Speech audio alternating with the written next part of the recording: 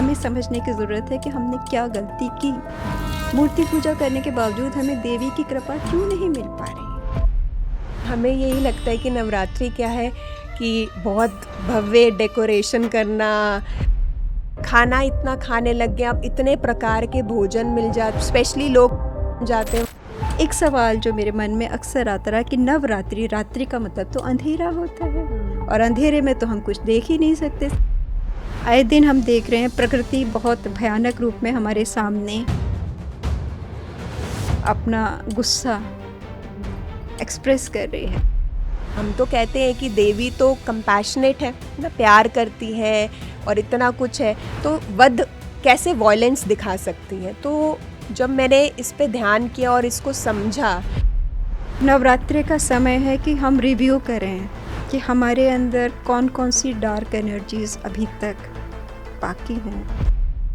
काम, क्रोध, मद, लोभ, राइट रॉन्ग कोई लेन देन नहीं, मुझे तो 2 दूनी 4 करना है। महिलाओं को बोलते हैं जब मेंस्ट्रुएशन होती है तो क्या उन्हें पूजा करनी चाहिए या नवरात्रों का व्रत करना चाहिए, बड़ी कन्फ्यूजन रहती है। हम लोग समझते थे राम ने रावण का वध किया, मतलब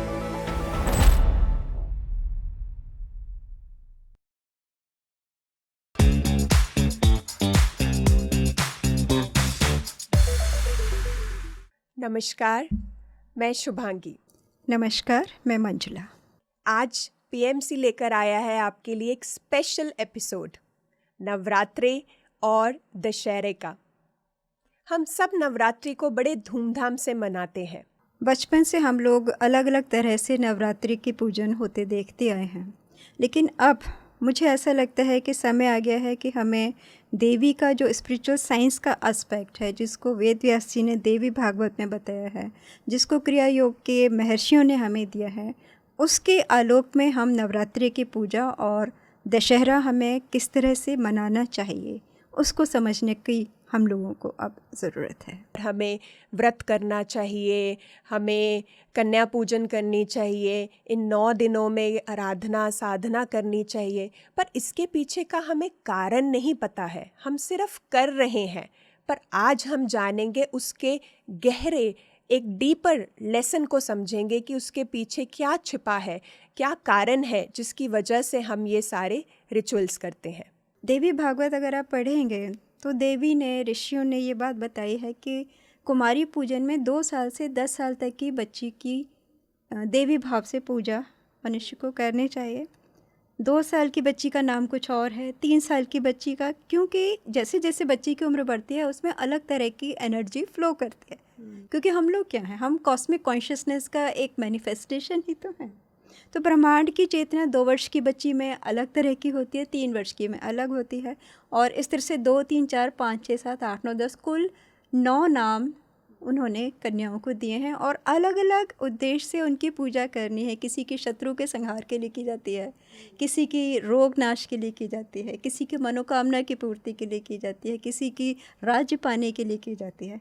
तो ये बड़ी इंटरेस्टिंग चीज़ है कि जैसे जैसे एक बच्ची की उम्र बढ़ती है उसके अंदर जो डिवाइन एनर्जी है वो अलग ढंग से अभिव्यक्त होती है। और सबसे बड़ी हमें यही समझना है कि मूर्ति पूजा से बड़ी बात है कि जो बच्चियां हैं हमारे आसपास, उनके अंदर जो देवी माँ का निवास है हर अवस्था की बच्ची के अंदर, उसको समझ के उसका सत्कार करना, उसका सम्मान करना अगर हम शुरू कर दें तो देवी शक्तियाँ हम पर अधिक जल्दी से मेहरबान हो जाएंगी, प्रसन्न हो जाएंगी।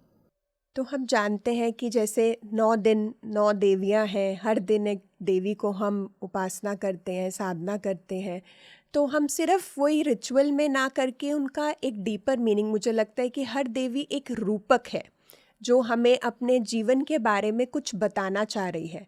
तो ये सिर्फ मैं कहूँगी कि ये देवी की ही यात्रा नहीं है, ये हमारी सबकी यात्रा है इस जीवन में कि कैसे हम उस दिव्यता को पा सकते हैं या उस शक्ति को पा सकते हैं। बिकॉज़ माँ भी हमें यही दिखा रही है कि वो पहले माँ गौरी या सिद्धिदात्री नहीं बनी, जैसे एक शैलपुत्री से उन्होंने अपने जीवन को शुरू करा। तो हमारा भी वही जीवन है कि कैसे हम इस जीवन में आते हैं और कैसे हमें जीवन को आगे लेकर जाना चाहिए। मुझे लगता है ये हमें सीखना है इन 9 दिन 9 देवियों से। एक सवाल जो मेरे मन में अक्सर आता रहा कि नवरात्रि, रात्रि का मतलब तो अंधेरा होता है, और अंधेरे में तो हम कुछ देख ही नहीं सकते, तारे दिखते हैं, कभी कभी चांद दिखता है, कभी अमावस्या होती है, तो रात्रि शब्द का प्रयोग क्यों किया? तो इसका जब उत्तर खोजा तो पता लगा कि मनुष्य क्या है, ब्रह्मांडीय चेतना का ही एक एक्सप्रेशन है। जीव और ब्रह्म हम जिसे कहते हैं, प्रकृति और पुरुष जिसे कहते हैं, तो हमारे चित्त में जो हमारा कारण शरीर है, कॉजल बॉडी है, उसमें 9 तरह की इग्नोरेंस या 9 तरह की डार्क एनर्जीज हैं। उन 9 तरह के अंधेरों को जब हम ध्यान से, स्वाध्याय से, दान से, सेवा से दूर करते हैं, तब हमको जो हमारे जीवन का उद्देश्य है, मोक्ष प्राप्त करना, शाश्वत शांति, शाश्वत आनंद, जहाँ हम देवताओं के साथ कम्युनिकेशन अपनी इच्छा अनुसार कर सकें, वो एबिलिटी अगर हमें लानी है, और वो लानी ही पड़ेगी, क्योंकि योगियों ने कहा है कि हज़ारों लाखों साल तक इस प्लेनेट पर आत्माएं भटकती रहती हैं, क्योंकि उन्होंने आध्यात्मिक साधना नहीं की। इवन जो पास्ट लाइफ रिग्रेशन जो लोग करते हैं, उसमें हमने देखा है कि जब आत्मा मर के जाती है तो जो स्पिरिट गाइड्स होते हैं वो उनको बताते हैं कि रिव्यू करो, तुम्हें किस लिए धरती पर भेजा गया था और तुमने क्या किया।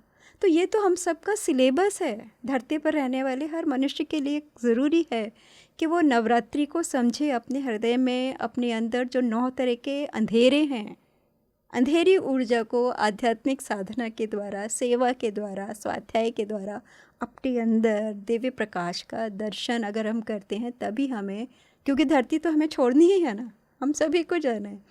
नवरात्रि की पूजा जब सफल होगी तब विजयादशमी, और हमें दिव्य शक्तियों के द्वारा हमको प्यार, सम्मान, सत्कार, कि हाँ भाई आप जो सिलेबस था, जिस पर्पस के लिए धरती पर आत्मा को भेजा गया था, वो आप पूरा करके आ रहे हैं। तो नवरात्रि क्या है? काम, लस्ट, क्रोध, जो चाहिए वो नहीं मिला तो गुस्सा कर रहे हैं, आप वायलेंट हो जाते हैं, मन से, शब्दों से, एक्शन से। काम, क्रोध, मद, मैंने ये पा लिया, ये क्या है, ये तो चींटी है मेरे सामने, दूसरों को छोटा, हीन, हे समझ के अपने को सुपीरियर समझ, ये सब अंधेरे हैं हमारे कारण शरीर के, कॉजल बॉडी के। काम, क्रोध, मद, लोभ, राइट रॉन्ग नियम कोई लेन देन नहीं, मुझे तो 2 दूनी 4 करना है। ब्लैक मनी आए, कहीं से भी आए, मैनिपुलेशन से आए, कितना आजकल लोग साइबर क्राइम में इंडल्ज हो रहे हैं, तो ये अंधेरा है। और 5 ये हो जाते हैं, और 9 अंधेरे क्या हैं नवरात्रि के?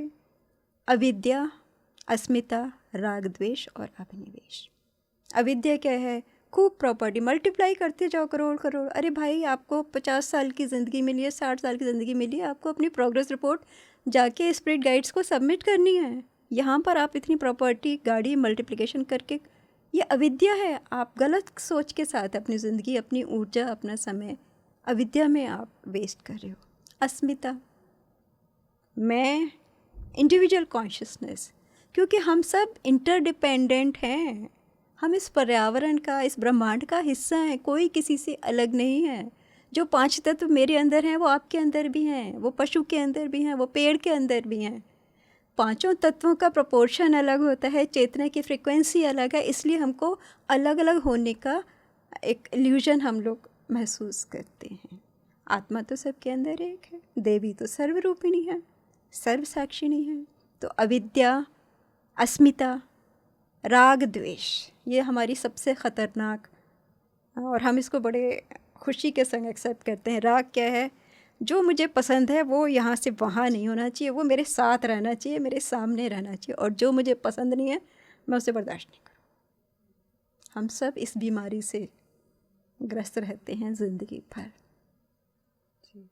अभिनिवेश, fear of losing my status, fear, मेरी जो प्रॉपर्टी है, मेरी आइडेंटिटी है, मेरा स्टेटस है, वो मुझसे छिन ना जाए। जिस दिन छिन्ना, आप डिप्रेशन में चले गए। तो ये जो 9 डार्कनेस हैं, ये नवरात्रि हैं। और वेद व्यास जी ने कहा है कि साल में 2 बार इसीलिए दे जाते हैं कि आप इन 9 अंधेरों को दूर करने के लिए साल में 2 बार 9 दिन डेडिकेट कीजिए। हर बच्ची के अंदर जो दिव्य शक्ति है उसकी उपासना कीजिए, उसका सत्कार कीजिए। वो बच्ची चाहे आपके काम एम्प्लॉय की बच्ची हो, किसी झुग्गी झोंपड़ी के रहने वाली बच्ची हो, उसके अंदर भी देवी का निवास है। जब आप फेस्टिवल करते हैं, जागरण करते हैं, मैंने देखा लोग मूर्तियाँ ला ला करके नदियों में प्रवाहित कर देते हैं। हमें ये सोचना होगा कि नदी में भी कितने जीव रहते हैं, मछलियाँ रहते हैं, कछुए रहते हैं। हम लोगों ने इतना अपने घर का गंद उसमें डाल दिया, टूटी हुई मूर्तियाँ डाल देते हैं, प्लास्टिक डाल देते हैं, बलि चढ़ाते हैं।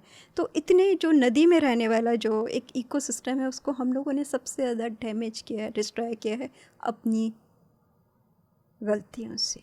तो धर्म क्या है, जीवन का उद्देश्य क्या है, ये देवी ने अपने मुंह से हमको समझाया है। तो जब तक हम ये नवरात्रि इस तरह से नहीं मनाते कि अपने कॉजल बॉडी को, अपने कारण शरीर में, अपने चित्त की इन 9 अंधेरी ऊर्जाओं को हटा करके दिव्य शक्तियों से जुड़ें, सेवा करें, सम्मान करें, सत्कार करें और हमेशा ये सोचें कि we are part of the universe. ऐसे काम करें जिससे सबका भला हो। सिर्फ individual greed, individual ego satisfaction के लिए लाइफ नहीं है। We have to serve, we have to heal, we have to work on collective consciousness. वो नवरात्रि का असली सेलिब्रेशन है। तो ये जो 9 डार्कनेस हैं, ये नवरात्रि हैं। और वेद व्यास जी ने कहा है कि साल में 2 बार इसीलिए दे जाते हैं कि आप इन 9 अंधेरों को दूर करने के लिए साल में 2 बार 9 दिन डेडिकेट कीजिए। जैसे नवरात्रि की बात करें हम, नवरात्रि की, तो मैं इसको, जो मैंने अपने जीवन में इसको उतारा है, जब मैं नवरात्रि करती थी और जब ध्यान करती थी, तो जो मुझे समझ आया कि ये क्या रूपक है और मुझे क्या समझाना चाहते हैं। तो जैसे 9 की बात करते हैं, तो अगर हम नंबर्स की बात करें कि 0 to 9 ही होते हैं नंबर्स, तो 9 क्या एक कंप्लीटनेस का नंबर है, क्योंकि वो एक एंडिंग से एक नई शुरुआत होती है। तो ये यात्रा भी क्या है, एक शुरुआत है जो हम करते हैं जीवन में, उसको कंप्लीटनेस की ओर लेकर जाने के लिए, कि कैसे हम उस पूर्णता से जुड़े जहाँ से हम आए थे, उसे याद करना है वापस से हमें। तो ये यात्रा है उसे याद करने की। तो शक्ति हमें ये बताती है कि वो जो जहाँ से तुम आए हो, कहीं ना कहीं वो हम भूल जाते हैं। ये माया का आडंबर लगा लीजिए, जो आपने 9 बताए हैं, अंधकार, उन अंधकार में उलझ जाते हैं हम। तो ये हमें वहाँ तक पहुँचने की यात्रा है, एक जीव को परमात्मा बनने की यात्रा है।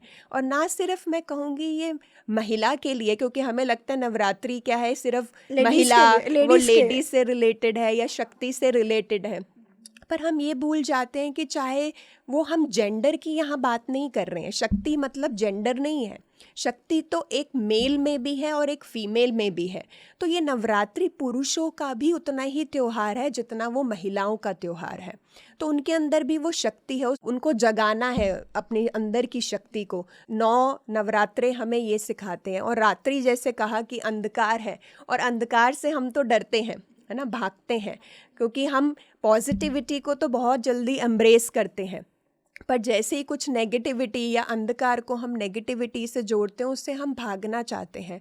पर अगर मैं कहूँ कि अंधकार का कितना इम्पोर्टेंस है, जितना ही हमारा लाइट की इम्पोर्टेंस है, क्योंकि वो डार्कनेस भी आपको लाइट की ओर ही लेकर जाता है। उसी के थ्रू आप उस रोशनी तक पहुँच सकते हो ना। तो जैसे दिन का महत्व है, क्योंकि दिन में हम कितने काम करते हैं, घर का काम, बाहर का काम, है ना, करते हैं, उतनी ही रात ज़रूरी है। जब तक हम रेस्ट नहीं करेंगे, आराम नहीं करेंगे, तो हम दिन में काम कैसे कर पाएंगे।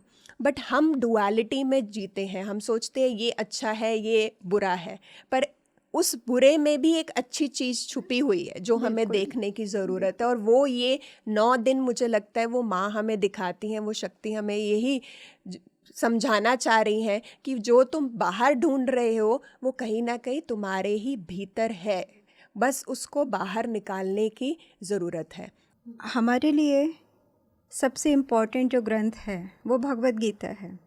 महाभारत के जितने पात्र हैं, हम ही शकुनी हैं, हम ही दुर्योधन हैं, हम ही अर्जुन हैं, हम ही कृष्ण हैं। हमें अपने अंदर एक इंट्रोस्पेक्शन करके ये समझना चाहिए कि धर्म क्षेत्र और कुरुक्षेत्र में हम सभी खड़े हुए हैं, केवल अर्जुन ही नहीं खड़े थे। और कृष्ण हम सब के अंदर हमारी आत्मा के रूप में हैं, राधा हमारी प्राण शक्ति हैं, दुर्गा हमारी वो शक्ति है जिनसे हम सोचते हैं। क्योंकि अगर आप चाहे वो कलकत्ता देखो, गुजरात देखो या दिल्ली देखो, आप सब में कुछ जो प्राइमोडियल मैं कहूँगी जो स्तोत्र है, वो है शक्ति की पूजा। तो कहीं ना कहीं हम शक्ति से नहीं कनेक्ट कर पा रहे, सिर्फ हम रिचुअल्स में रह गए हैं। वो मानना बहुत ज़रूरी है। और मुझे लगता है कि रिचुअल्स क्या है, एक माध्यम है।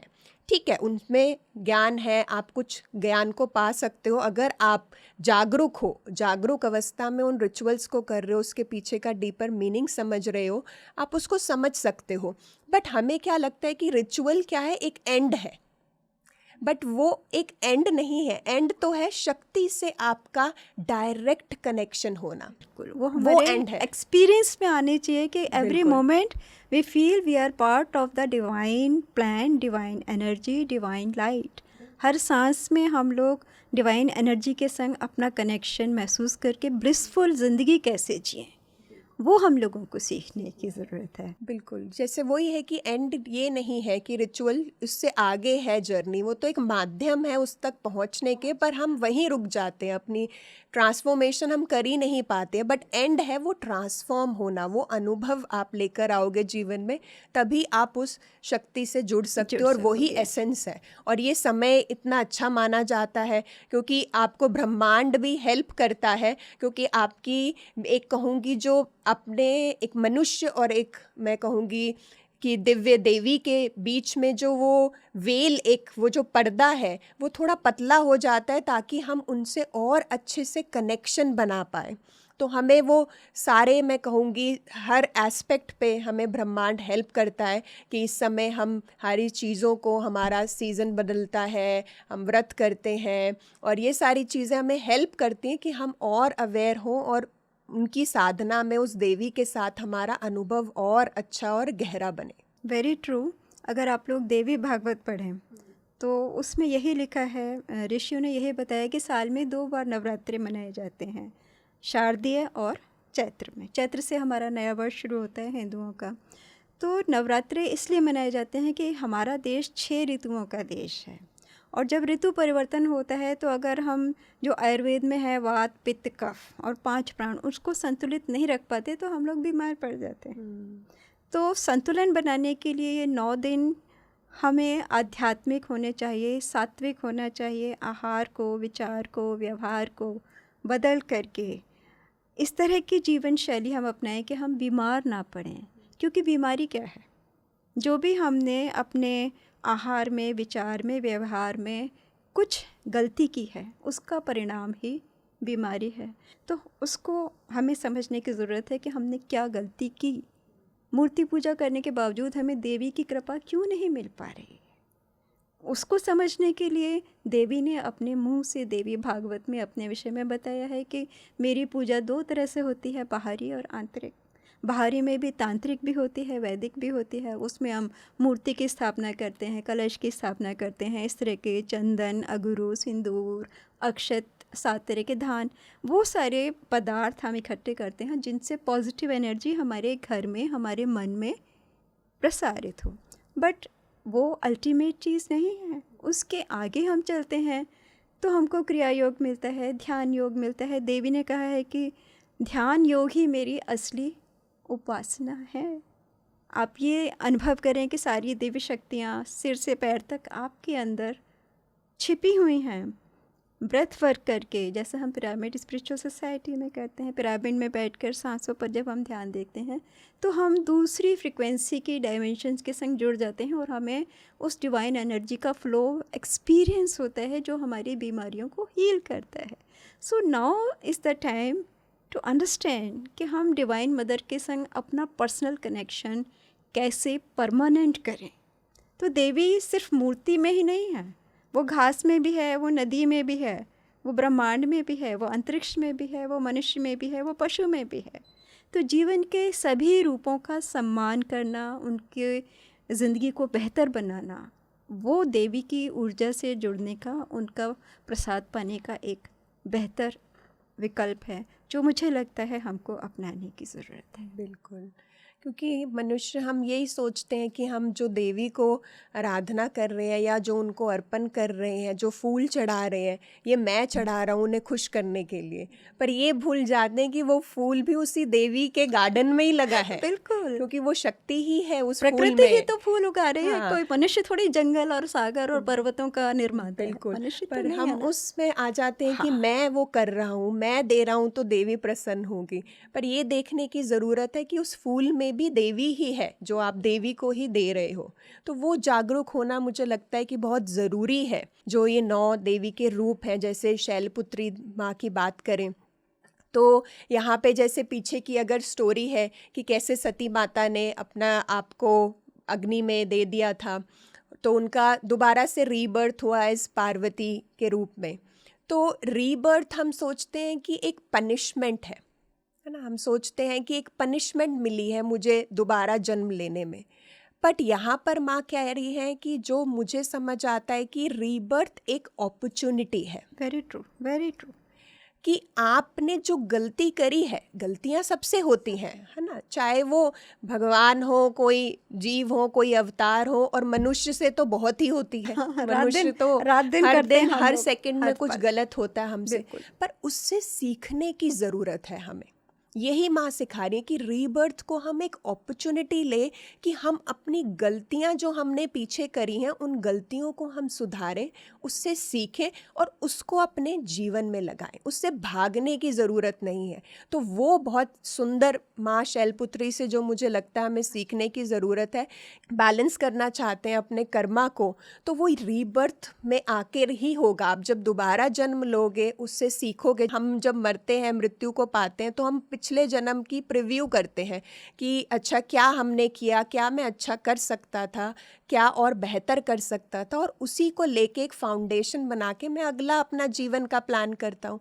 तो सेम वे माँ भी यही बता रही है कि आप देखो कि आपके रिश्तों में अगर प्रॉब्लम है तो कहीं ना कहीं ये कहीं से पीछे से भी आ सकता है। फ्लो करती है, हाँ, कहीं फ्लो से फ्लो करती कर है रही ये। है ये तो problem। आपको उस पर काम करने की ज़रूरत बिल्कुल। है, उससे भाग के नहीं है। जैसे उन्होंने जन्म लिया और उस पर काम करा और दृढ़ निश्चय से लिया, एक माउंटेन के जैसे हम बोलते हैं ना, स्थिर होके कि दृढ़ ले लिया कि अब आ गए हैं हम इस जीवन में, तो इसमें मेरी पूरी रिस्पॉन्सिबिलिटी है कि मैं अपने जीवन को किस दिशा में लेकर जाना चाहती हूँ। तो वो हमें अपनाना चाहिए। अगर हम ये अपनाएंगे तो मुझे लगता है हम माँ शैलपुत्री की चेतना से हम जुड़ जाते हैं अपने जीवन में। तो नवरात्रि का समय है कि हम रिव्यू करें, इंट्रोस्पेक्शन करें कि हमारे अंदर कौन कौन सी डार्क एनर्जीज़ अभी तक बाकी हैं, और जब तक ये 9 की 9 डार्क एनर्जीज़ हम दूर नहीं करते, इसीलिए कलर्स की एनर्जी है। देखिए ना, हम साइंस के तौर पर जाते हैं कि हर कलर की फ्रीक्वेंसी अलग होती है, तो हर दिन एक पर्टिकुलर कलर की फ्रीक्वेंसी से ग्रेजुअली हम अपनी कॉन्शियसनेस को लोअर फ्रीक्वेंसी से हायर फ्रीक्वेंसी में, फास्टिंग, सात्विक आहार, माँ का मंत्र जप सुनना, बच्चियों की सेवा करना, उनके अंदर जो दिव्य माँ है उसका सम्मान करना, ये सब आज के समय में मुझे लगता है, जहाँ की आए दिन हम देख रहे हैं प्रकृति बहुत भयानक रूप में हमारे सामने अपना गुस्सा एक्सप्रेस कर रही है। और हमारे शास्त्रों में साफ लिखा है कि नारी और प्रकृति एक हैं। जब भी नारी को अपमानित किया जाता है तो जो प्रकृति देवी है उसको कष्ट पहुंचता है। और फिर देखिए, प्रकृति बीमारी के रूप में, भूकंप के रूप में, फ्लड्स के रूप में, फायर के रूप में कितना ज़्यादा मनुष्यों की ज़िंदगी को चैलेंज कर रही है। इंसान को तब समझ में आता है कि इस प्रकृति का जो नियंता है, संचालन करने वाला है, उसके नियमों को समझे बिना, उसके अनुसार अपने को सुधारे बिना हम लोग नवरात्रि की पूजा का जो उद्देश्य है उसको ना समझ सकते हैं और ना पा सकते हैं। जी, बिल्कुल सही कहा आपने।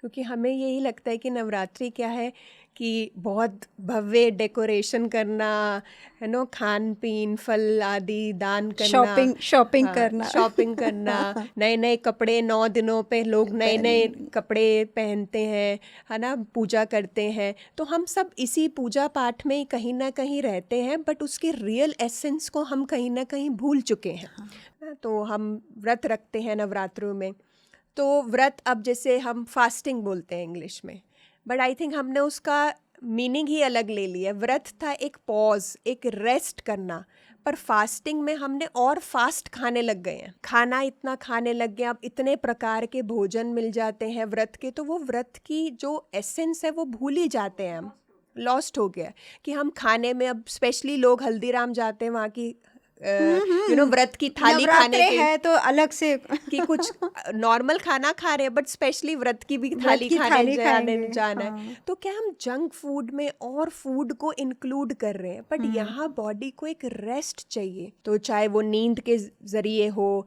देखिए, जब हम व्रत की बात करते हैं तो आमतौर पर लोग समझते हैं कि व्रत है तो व्रत का खाना कुट्टू और सिंघाड़ी और सब, व्रत का है तो मतलब व्रत की थाली खाई जाएगी। लेकिन जो वास्तव में एक आध्यात्मिक विज्ञान हमको समझाता है कि व्रत का मतलब है कि ये एक आत्मनियंत्रण या एक कमिटमेंट या एक प्लेज लेना है कि मेरी जो भी वीकनेस है, मैं इतने समय तक ये गलत काम नहीं करूँगी, मैं मेडिटेशन करूँगी, मैं एडिक्शन नहीं करूँगी, मैं डिजिटल चीज़ों में ज़्यादा समय नहीं गुजारूँगी। जो भी मेरी वीकनेस है, साइकोलॉजिकल हो चाहे मेरी फूड हैबिट्स की हो, उस एडिक्शन से मैं अपने को बचाने का व्रत लूँ 9 दिन के लिए, तो उससे जो माँ की उपासना है वो ज़्यादा सफल हो सकेगी। ये हम सबको समझने की ज़रूरत है। और दूसरा इसका व्रत का मीनिंग था कि अपने सेंसेस पर कंट्रोल करना, दूसरा मीनिंग ये था, क्योंकि हमें लगता है हमारी सेंसेस ही हमें रूल करती हैं, हमारी सेंसेस हमारी बॉस बन जाती है ना। वो घोड़े के समान है कि जहाँ घोड़ा जा रहा है मैं वहाँ जा रही हूँ। अगर मेरे अंदर ये थॉट आया मुझे तो आइसक्रीम खानी है, अभी मेरा मन करेगा मैं बाहर जाऊँ आइसक्रीम खाऊँ, जैसे तैसे मुझे आइसक्रीम मिल जाए। तो क्या है, सेंसरी हमें रूल करती हैं, बट मुझे ये बताना है कि मैं बॉस हूँ, ना कि मेरी सेंसेस बॉस है। यस, अपनी सेंसेस को कंट्रोल करना, कि तब हम इस शरीर से ऊपर उठते हैं। तो ये व्रत का डीप मीनिंग था जो हम कहीं ना कहीं भूल के उसको और खाने से हमने जोड़ दिया। और हमारे पंजाबियों में कहते हैं ना कि एक ही सबसे बड़ा क्वेश्चन हर महिला की लाइफ में यही होता है कि क्या बनाऊं और क्या खाऊं। खाने Yes. पे ही हम रह गए हैं कि Focus. क्या दोपहर बनेगा, क्या शाम बनेगा, क्या सुबह बनेगा, बस खाना खाना खाना। ये जो टेम्पल है, ये जो शरीर है, इसको कितनी ऊर्जा लगती है उसको पचाने के लिए। मुझको याद है स्वामी विवेकानंद जी ने केरल में घूमने के बाद ये कही थी कि religion is in the kitchen and God is in the cooking pot. तो वी हैव टू रियलाइज़ कि गॉड को कुकिंग पॉट से निकाल करके अपने हार्ट में जो डिवाइन लाइट है उसकी तरफ हम अपने को चैनलाइज करें। That's the purpose of Navratri.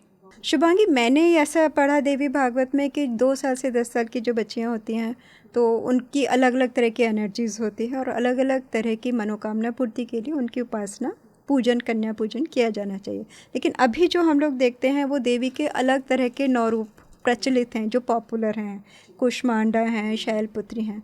तो मैं चाहूँगी कि आप उसके विषय में थोड़ा सा एलेबोरेट करें। जी, जैसे मैंने आपको बताया कि शैलपुत्री क्या है, कि वो हमें एक रीबर्थ के लिए, कि जो हमसे गलतियां हुई हैं कैसे मैं उससे सीख सकती हूँ और अपने नए जीवन में उसको एक रीस्टार्ट के जैसे मैं कर सकती हूँ, तो वो मुझे माँ शैलपुत्री सिखाती हैं। दूसरा है जैसे ब्रह्मचारिणी, कि उन्होंने इतनी तपस्या करी शिव को पाने की कि वो 2000 साल फल वगैरह पर रहीं, फिर उसके बाद हरे पत्ते खाए उन्होंने, और 3000 से जब ज़्यादा साल हो गए तो वो सिर्फ प्राणों पर रहीं, है ना। तो ये क्या सिखाता है कि उनका उद्देश्य था उस शिव को पाना, कि जो मर्जी हो जाए मुझे तो शिव को पाना ही है। तो ऐसे ही अगर हम जीवन की बात करें कि हम सबका एक उद्देश्य है, एक गोल है जो कहीं बाहर है जिसको हम पाने की कोशिश करते हैं, वो कुछ भी हो सकता है। एक अच्छी गृहिणी बनना एक उद्देश्य है, या एक अच्छी जॉब को पाना एक उद्देश्य है। तो आप अपने उद्देश्य की तरफ कितने सजग हैं और उस रास्ते पर चलने के लिए आप कितनी दृढ़ता है, कितना धैर्य है आपके भीतर, आप उन चुनौतियों का सामना करने के लिए तैयार हैं अगर आपको उस उद्देश्य को पाना है, तो वो हमें ब्रह्मचारिणी जी से सिखाने को मिलता है। तो माँ का तीसरा रूप है जैसे कि चंद्र घंटा हम बोलते हैं, कि ये पीछे की स्टोरी है कि जब पार्वती माँ शिव के साथ विवाह करने लगी और जब विवाह के रूप में जब शिव जी उनके घर आए तो वो उन्होंने जो रूप लिया, क्योंकि वो भी कहीं ना कहीं टेस्ट कर रहे थे माँ पार्वती को कि पहले जैसे वो छोड़ के चली गई तो क्या वो अडिग हैं मेरे से विवाह करने के लिए। तो वो अपने सही स्वरूप में अपने गणों के साथ आए, पिशाच उनके साथ आए, बैल पे विराजमान थे, भस्म लगी हुई है।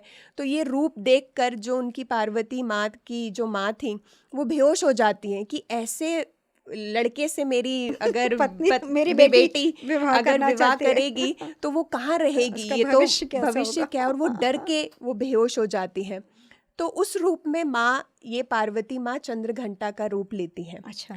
तो ये क्या सिखाता है चंद्रघंटा का रूप? जैसे मैंने अभी बताया कि ब्रह्मचारिणी देवी क्या है कि हमारे गोल के ऊपर, उद्देश्य के ऊपर। तो जब हम कभी उद्देश्य के जब बहुत करीब हो जाते हैं हमें कभी कभी डर लगने लगता है बिल्कुल होता है, है ना? इनसिक्योरिटी आ जाती है। इनसिक्योरिटी आती है। हमें लगता है जैसे अगर मैं बहुत पैसा कमाना चाहती हूँ पर ये डर आ जाएगा, अरे टैक्सेस तो नहीं लग जाएंगे, रेट तो नहीं पड़ जाएगी। तो मैं चाहती तो हूँ पर जैसे ही गोल के पास पहुँचती हूँ मुझे ये सारे डर आ जाते हैं, वो फियर्स आ जाते कि अरे मैं शादी करना तो चाहती हूँ बट कमिटमेंट से कहीं लड़का सही ना निकले या उसका परिवार सही ना निकले, बहुत सारे फियर्स तो होते हैं। इनसिक्योरिटीज आती है। तो माँ हमें यही बताती कि देखो उद्देश्य को पाने में चैलेंज बहुत आ सकते हैं क्योंकि सब कुछ अनसर्टेनिटी है, कुछ सर्टेन तो नहीं है, कुछ नहीं है, कुछ भी आपके सामने आ सकता है। तो उसको आप कैसे उसका सामना करती हैं। बट हम क्या करते हैं, डर आता है, हम या तो गिव अप कर देते हैं या डर को अंदर ही दबा देते हैं।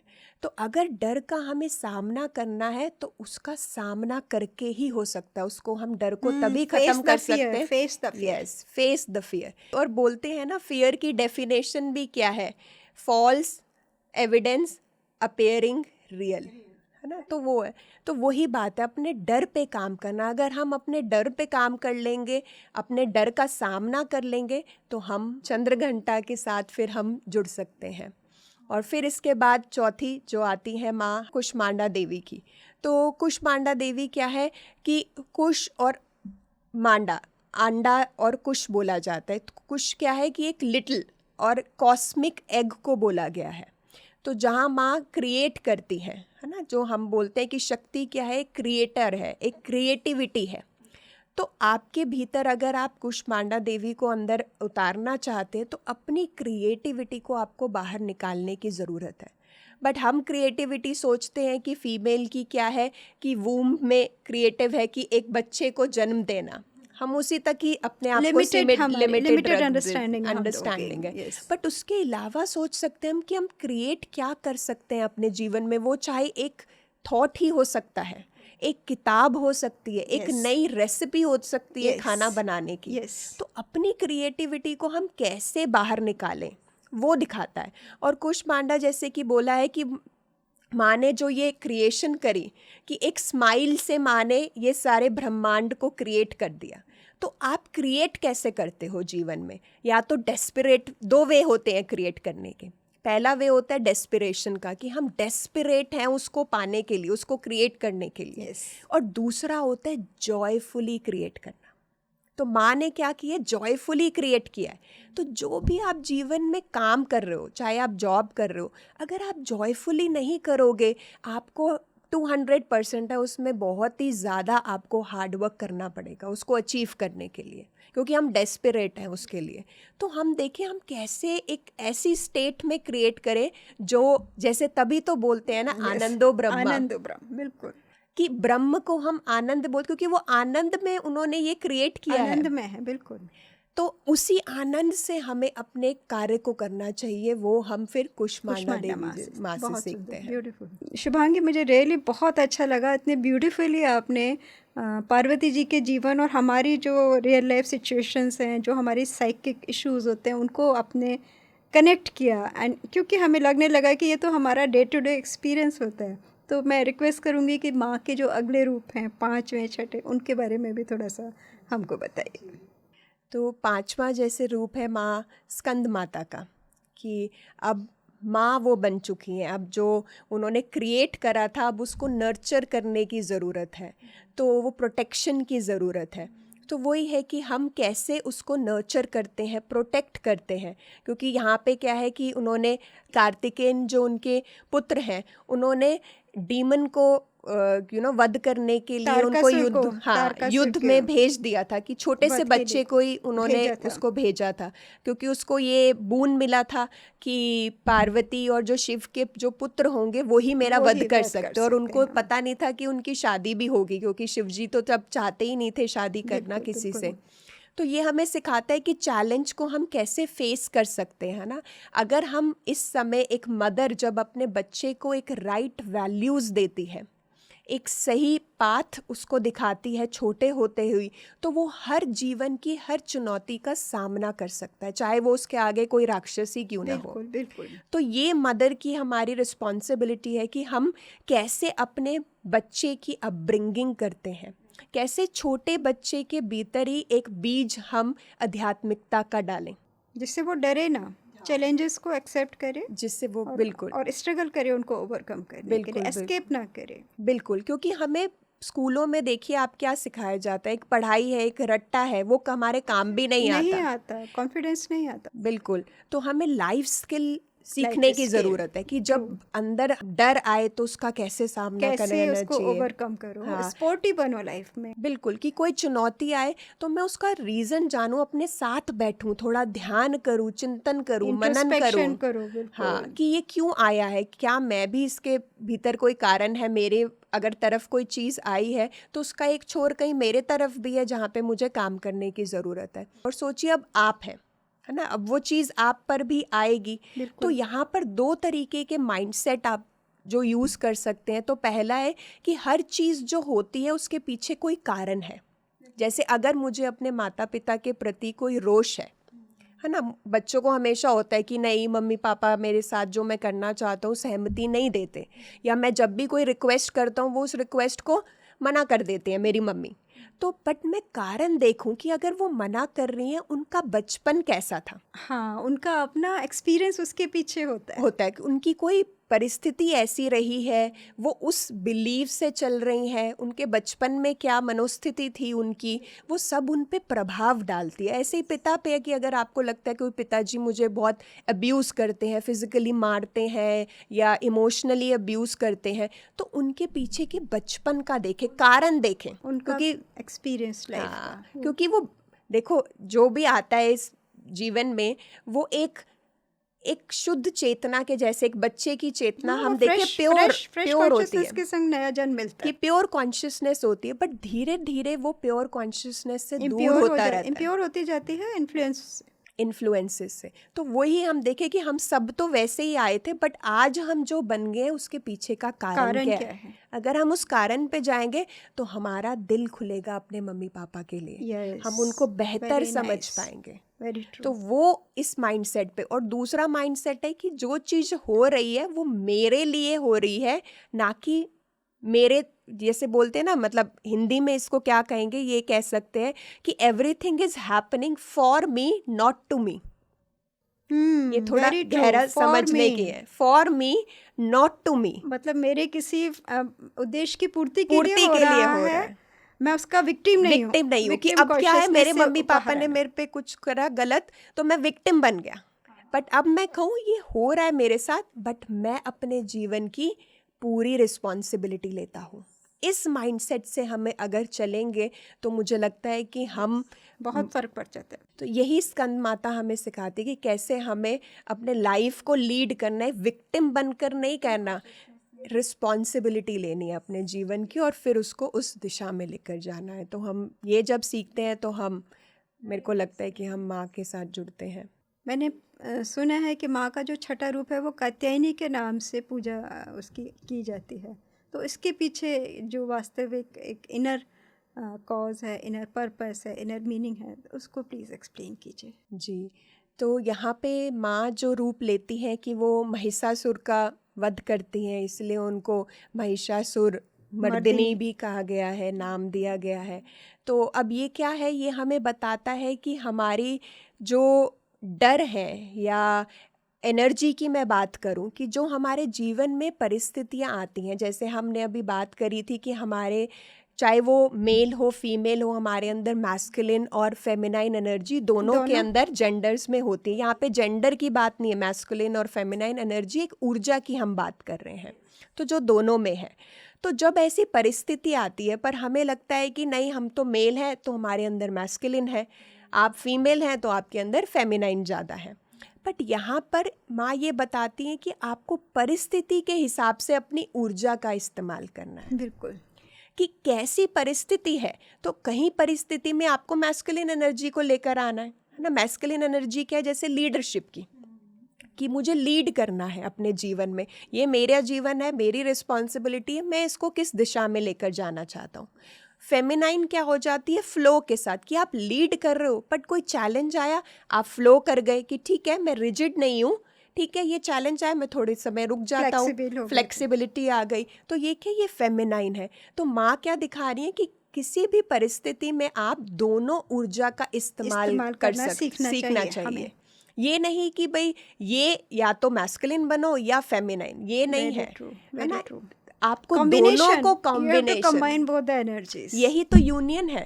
अगर हम शिव शक्ति की बात करें तो वो ये यूनियन बताता है कि दोनों आपको equally important, complementary to each other, complementary है, यस, है ना, कॉम्प्लीमेंट्री है। There should not be any competition between male and female energies. Absolutely. देखो जो मेल बेहतर कर सकता है वो फीमेल नहीं कर सकती, जो फीमेल कर सकती है वो मेल नहीं कर सकते हैं, है ना।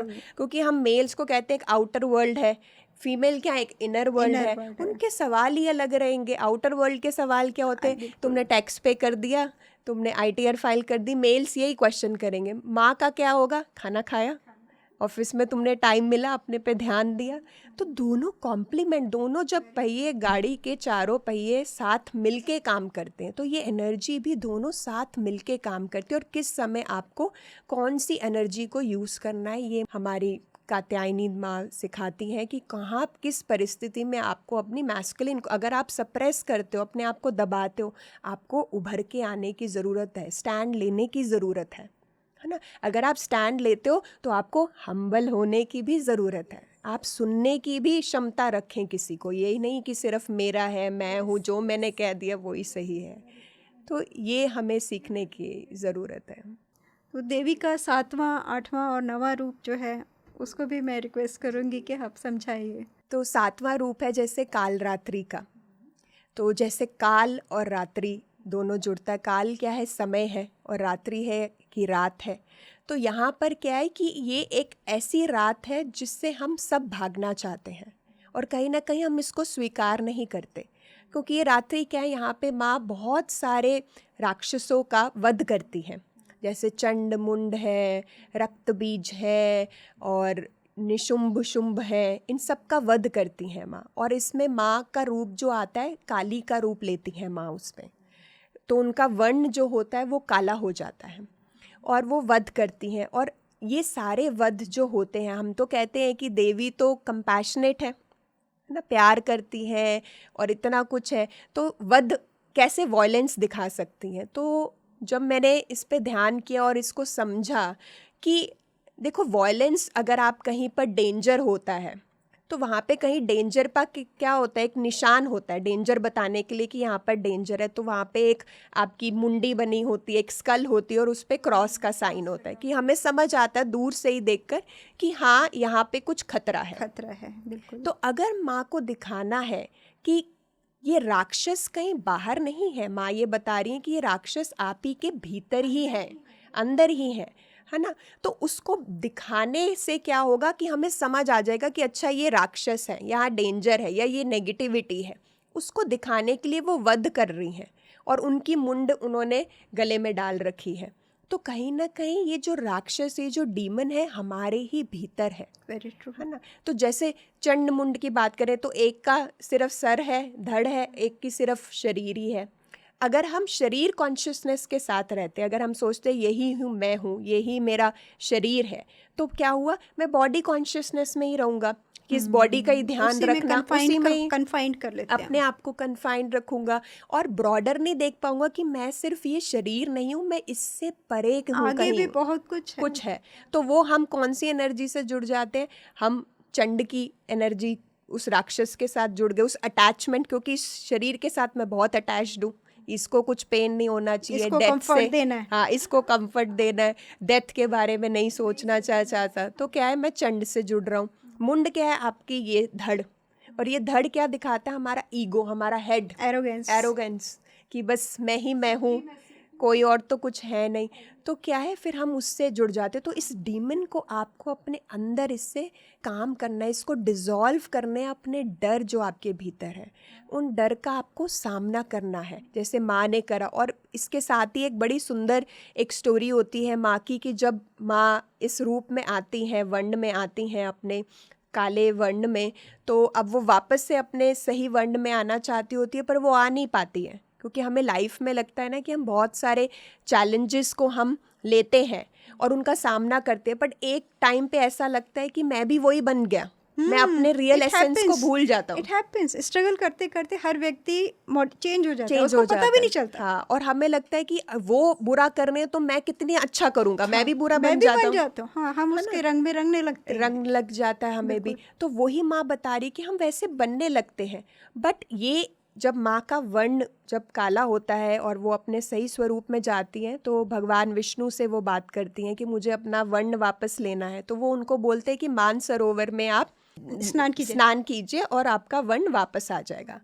तो यहाँ हमने उस स्टोरी को ले लेते हैं कि औरतों को सुंदर दिखना चाहिए, हम सुंदरता में चले जाते हैं, फिजिकल कि अपीयरेंस काला पर चले जाते को हैं। कोई काला लड़की रंग को जो है पसंद वो नहीं पसंद करेगा, नहीं करते हम लोग। हाँ, हमें तो गोरा चाहिए गोरी या लड़की गोरी चाहिए। लड़की चाहिए। बट यहाँ पर माँ क्या बता रही हैं कि हमें इसका डीपर मीनिंग जो समझना चाहिए, कि जब हम इस कॉस्मिक, जो ये मानसरोवर क्या है, एक वाटर बॉडी है, और वाटर क्या है, हमारे इमोशन है। जब हम अपनी कामनाओं पे या अपने भावों पे अपने मन की शुद्धि करते हैं, तो हम अपने ट्रू एसेंस को जान पाते हैं। Very true. तो वो स्थान उन्होंने मानसरोवर में लिया। तो वही हमें ये बताता है कि जब हम अपने फेस करते हैं अपने शैडोज़ को, क्योंकि शैडोज़ बहुत सटल डार्क होती हैं, एनर्जीज हैं हमारे अंदर हैं। हाँ, तो उनको हम सामना, जब अपने शैडोज़ का सामना करते हैं, उन पे काम करते हैं कि हाँ ये मुझे ट्रिगर करता है, अगर किसी का लेज़ीनेस मुझे ट्रिगर कर रहा है तो कहीं ना कहीं वो मेरी शैडो है ना। मैं डिसिप्लिन चाहता हूँ, नहीं सब कुछ टाइम पर होना चाहिए, पर एक ऐसी चीज़ है, कोई लेज़ी है, वो मुझे प्रॉब्लम करता है कि ये तो बहुत आलसी है, क्योंकि कहीं ना कहीं उस आलस को मैं या तो दबा रही हूँ या उसको डिसोन कर रही हूँ। तो माँ वो बता रही कि किसी को भी आपको डिसोन करने की ज़रूरत नहीं है, आपको वो भी आपकी एक छाया है, छाया आपसे दूर नहीं होती, आप ही का इमेज है, अंश है, बिल्कुल है। तो शिवांगी, एक बात मैं कहूँगी, हम लोग जैसे क्रिया योग से जुड़े हैं, तो योगियों ने वध शब्द का जो अर्थ बताया है और जो हम बचपन से समझते हैं, वो दोनों अलग हैं। हम लोग समझते थे राम ने रावण का वध किया, मतलब उसकी शरीर की हत्या की, और ये कॉमन सेंस की बात है कि कोई भी एनलाइटेंड व्यक्ति इस बात को जानता है कि शरीर की हत्या करने से चेतना को हम ट्रांसफॉर्म नहीं कर सकते। वध का मतलब है कि उसकी फ्रीक्वेंसी चेंज करना, उसकी चेतना को ट्रांसफॉर्म करना, नॉट किलिंग। क्योंकि कोई भी, हम लोग तो बहुत ऑर्डिनरी लोग हैं, शरीर को मारने से आत्मा को तो वध नहीं हो सकता, तो आत्मा तो भटकती रहेगी, उसको फिर नया शरीर चाहिए। लेकिन शरीर है, शरीर में रहते हैं आध्यात्मिक, उसको एक्सपीरियंस करा दिया कुछ, तो वो व्यक्ति जो है वो एनलाइटेंड हो गया। दैट इज़ वध, ट्रांसफॉर्मेशन ऑफ कॉन्शियसनेस।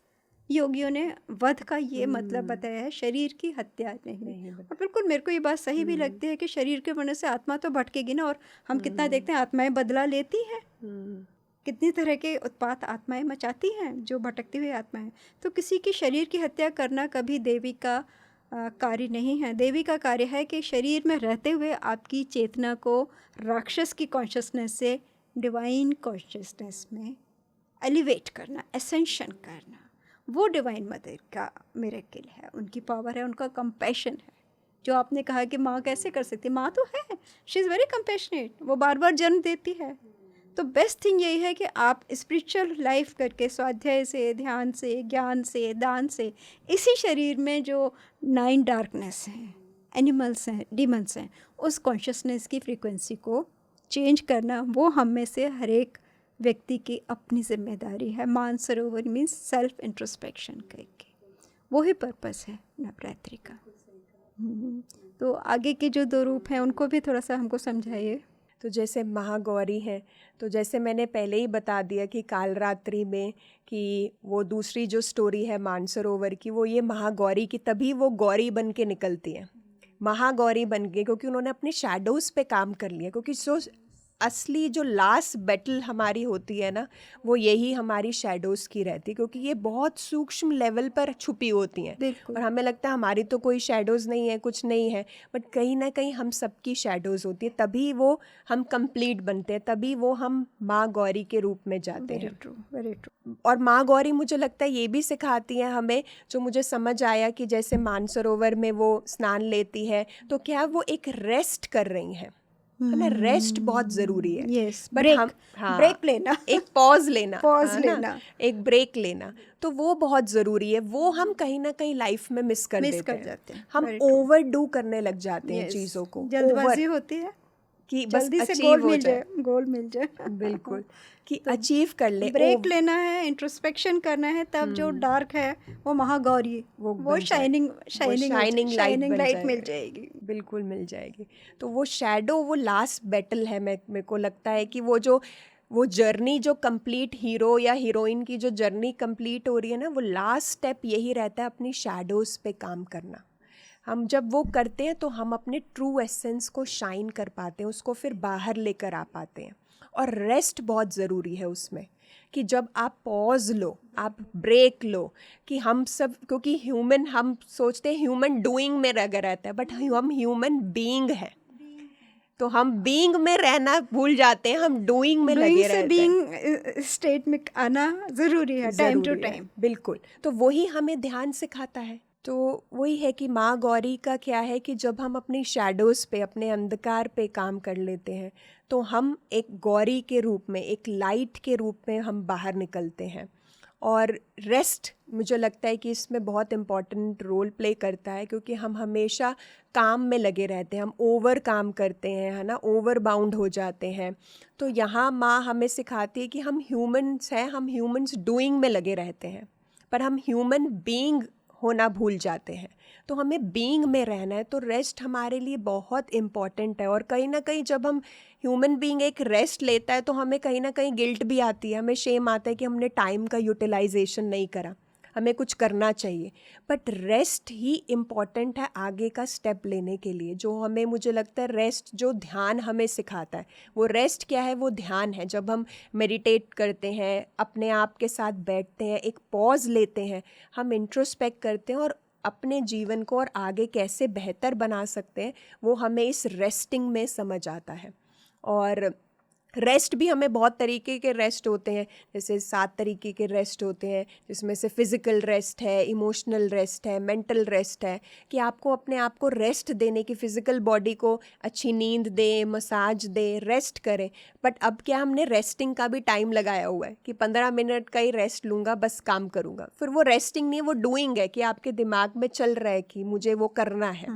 तो हमें एक पॉज लेना चाहिए कॉन्शियसली, और अपने साथ बैठना चाहिए, कभी नेचर के साथ बैठना चाहिए, एक ट्री को हग करना चाहिए, किसी एनिमल के साथ बैठना चाहिए। तो ये सारे एक रेस्टिंग पीरियड है, जो हमें और अच्छे से सिखाते हैं अपने जीवन को आगे ले जाने के लिए। तो ये मुझे लगता है जब हम ऐसी चीज़ करते हैं, तो हम माँ गौरी की चेतना के साथ जुड़ते हैं। Very nice, very nice. वो जो माँ ने कहा कि मैं सर्वरूपणी सर्वसाक्षिणी हूँ, तो माँ सिर्फ मनुष्य ही नहीं है, वो पेड़ पौधे में भी है, फूलों में भी है, वो पशु पक्षियों में भी है, वो नदी के प्रवाह में भी है, वो पहाड़ की जो ब्यूटी है उसमें भी है, वो रेन में भी है। हर एलिमेंट में हम माँ के साथ कनेक्ट होने की एक हैबिट डेवलप करें।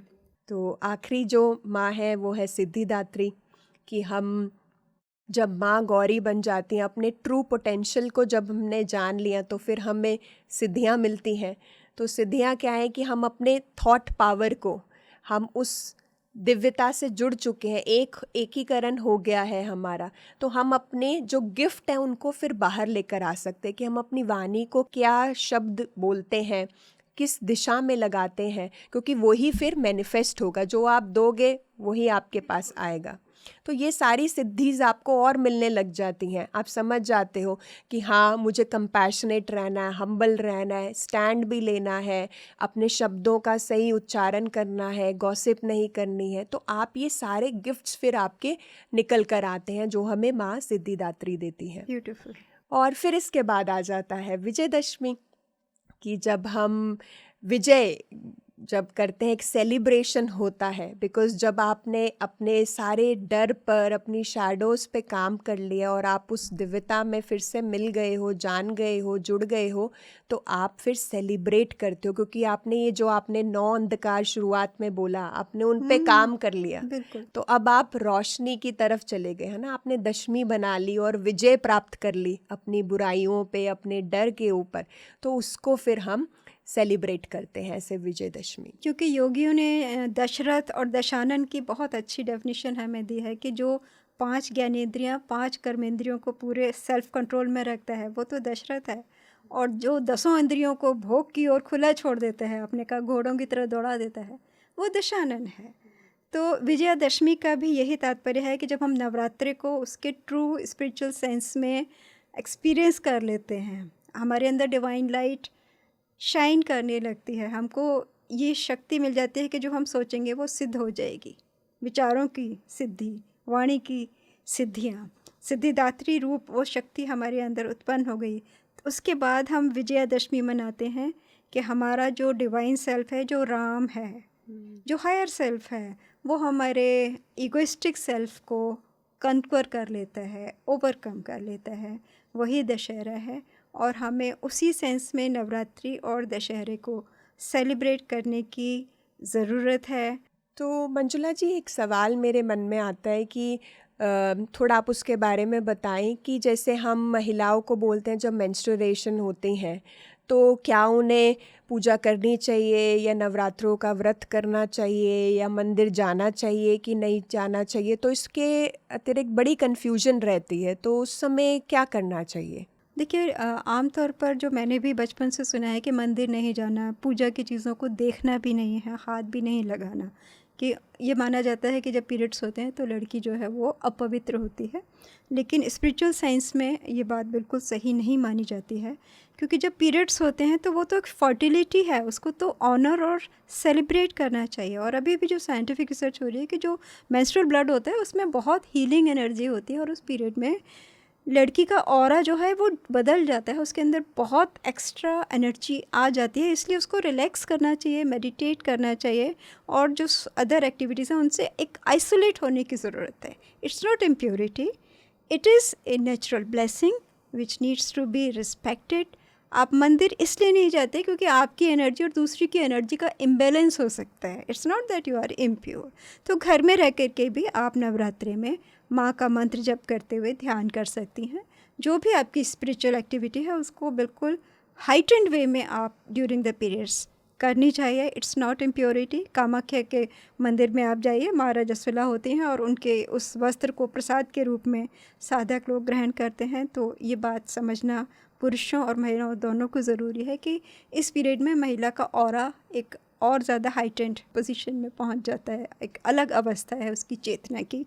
तो इसलिए उसको एकांत, ध्यान और विश्राम, शरीर को विश्राम, एकांत और अपनी आध्यात्मिक ऊर्जा को और अधिक जागृत करने का मौका एक महिला के लिए होता है, और उसको आध्यात्मिक साधना इस पीरियड में एकांत में रह के करनी चाहिए।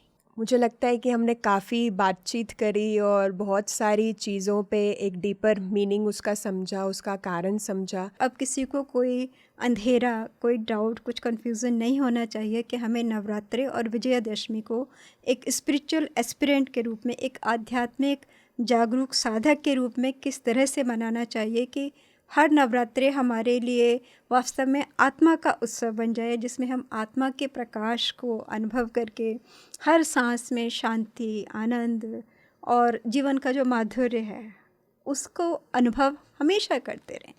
तो इस प्रकार से नवरात्रि को मनाएं, विजयदशमी को मनाएं एक ट्रू एसेंस के साथ और उसके डीपर मीनिंग के साथ। फ्रेंड्स, आपको आज का एपिसोड कैसा लगा इसके विषय में हमें कमेंट करके ज़रूर बताइए।